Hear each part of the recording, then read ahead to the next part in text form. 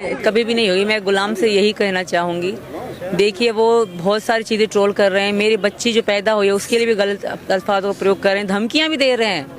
अब ये भगोड़ी 14 साल की उम्र से जो अय्याशी कर रही थी, भाग रही थी, ये जो अपने से आधे उम्र के लड़के के साथ भाग आई, 2-4 मर्दों को चेक करके फिर इस लप्पू के साथ भाग आई, तो ये भारत में उठा के ले आया 4 बच्चों की पाकिस्तानी दुल्हन जो हमारे देश के सर पर खड़े होकर तांडव कर रही है। तो और भगोड़ी ने आज चैलेंज कर दिया दुनिया के सारे मर्दों को, जो असली मर्द होता है। अब ये भगोड़ी रोएगी अपना सर पटक पटक कर, क्योंकि भगोड़ी के साथ हो गया कांड। मोमिन मलिक सर ने सीमा हैदर को जेल भेजने की पूरी तैयारी कर ली। अभी मैं आपको जो वीडियो दिखाऊंगा उस वीडियो के अंदर गुलाम हैदर के वीज़े के बारे में आपको पूरी डिटेल के साथ जानकारी मिलेगी और गुलाम हैदर को कब वीज़ा मिलने वाला है ये भी आपको पता चलेगा। और आपको पता ही होगा ये सीमा भगोड़ी यहाँ पर बेफिक्र होकर रह रही है, सचिन के साथ अय्याशी कर रही है और कई तरह की नौटंकी कर रही है। ये सब नौटंकी आप सब ने इसकी वीडियो में देखी होगी।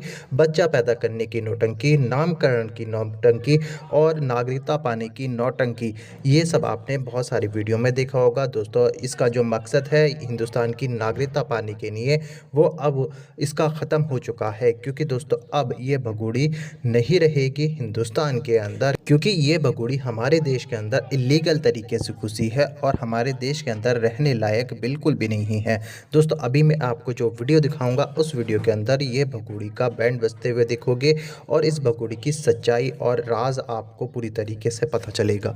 मगर दोस्तों ये वीडियो दिखाने से पहले मेरी आपसे गुजारिश है, आज का मेरा ये वीडियो पूरा एंड तक ज़रूर देखना और अगर आप मेरे चैनल पर नहीं आए हो चैनल को जरूर सब्सक्राइब करना, साथ में इस वीडियो को ज़्यादा लोगों में शेयर ज़रूर करना। चलिए दोस्तों पहले आप ये वीडियो देखिए, फिर आकर मैं आपसे बात करता हूँ।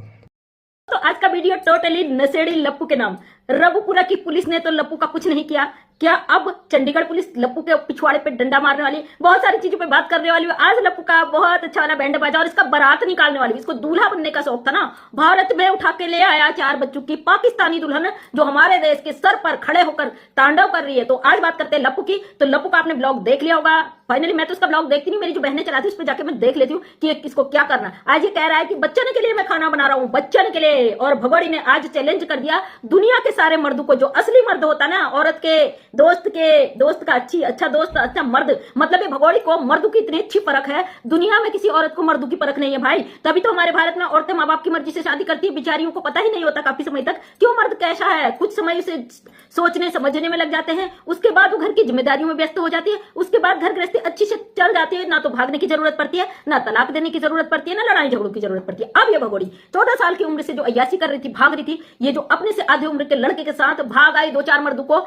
चेक करके फिर इस लप्पू के साथ भागा है। तो ये आज कह रहा है कि भाई 6 महीने तक तो मैं ही रोटी बनाऊंगा, मैं ही खाना बनाऊंगा, क्योंकि छीमा से तो अभी काम करवाना नहीं है। अबे उल्लू के पट्टे, तू वो मर्द है, तूने इस औरत का बच्चा, नकली बच्चा मतलब हुआ तो नहीं, हमको पता है, वो नीचे आने का ड्रामा करा, उसके बाद तूने कोठा चालू कर दिया, इसको नचवाना शुरू कर दिया और तू कहता है 6 महीने तक काम नहीं कराऊंगा। दोस्तों मैं जानती हूँ मेरी वीडियो पुलिस भी देखती है, मेरी वीडियो सब जगह जानती हूँ और मैं जानती हूँ रघुपुरा पुलिस भी सीमा हैदर से रिलेटेड सारी वीडियो देखती होंगी, क्योंकि इस केस में इन्वॉल्व जो रघुपुरा पुलिस है, आज क्योंकि मैं पुलिस परिवार से हूं, दावे के साथ कह सकती हूँ कि पुलिस इतनी लापरवाही करती है तो क्यों करती है, अगर करती है उनके ऊपर क्या क्या दिक्कतें हो सकती है। क्यों नहीं लप्पू के पिछवाड़े पे अभी तक डंडा बजा, क्यों नहीं अवैध घुसपैठी की चार्जशीट दाखिल की गई, क्यों नहीं इन लोगों पे शिकंजा कसा जा रहा है जो रघुपुरा में बैठकर पाकिस्तान को चैलेंज कर रहे हैं। क्या रघुपुरा की लोकल पुलिस इसको सपोर्ट कर रही है?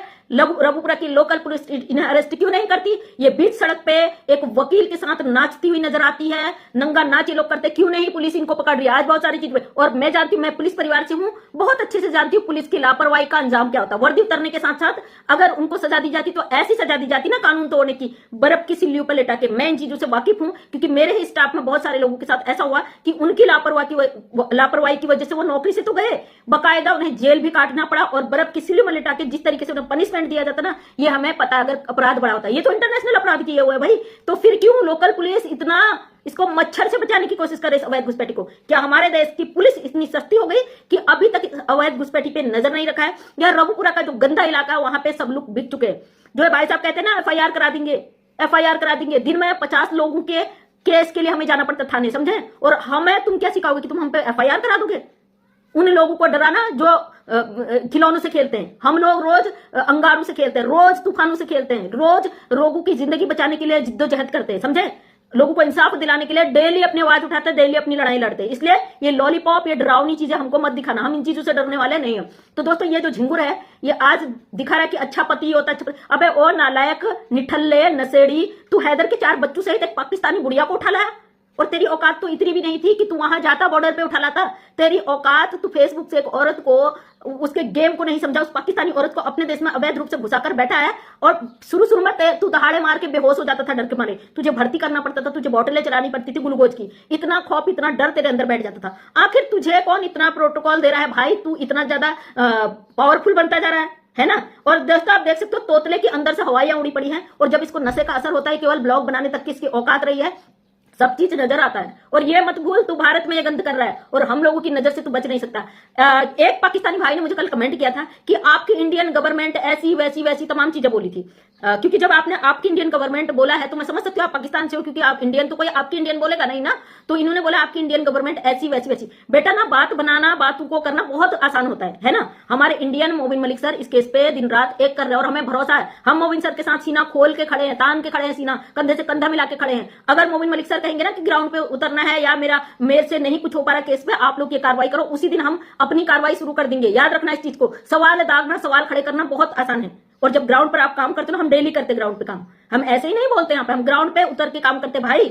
ये तो इंटरनेशनल मामला, अपने लेवल का, अपने एरिया पे हम ग्राउंड पे उतर के ही काम करते हैं। थाना, पुलिस, कोर्ट, कचहरी हमारे लिए रोज का है, ये हमारे लिए कोई बड़ी बात नहीं है जो तुम लोग आके सवाल कर देते हो ना। यहाँ पे अगर हम बात करते तो फैक्ट की करते, कानूनी बात करते। हाँ, कुछ लोग जो लड़वाने झगड़वाने बैठे हैं तो उन लोगों का काम है भाई हम पे उंगली उठाना और कीचड़ उछालना, उनकी हम परवाह नहीं करते बिल्कुल भी।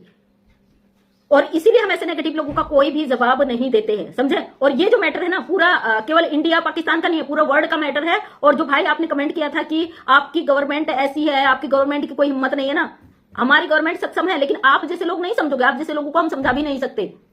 और ये जो कारण है ना, ये जो बैठा है झिंगुर, इसको अगर ये जो लोकल पुलिस है उसने उसी समय इसके पिछवाड़े में 2-4 डंडे लगाए होते, अपनी ड्यूटी को जिम्मेदारी से निभाया होता, तो इसकी इतनी औकात नहीं थी।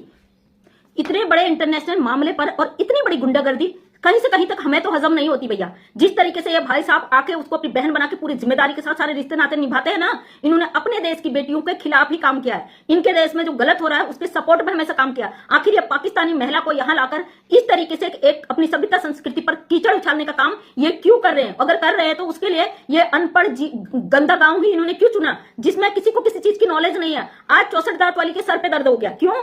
बहुत खुदक रही थी, बहुत नाच रही थी, अब टेंशन हो गया कि भाई जेल चली जाऊंगी तो क्या होगा, इस टेंशन में सरदर्द हो गया।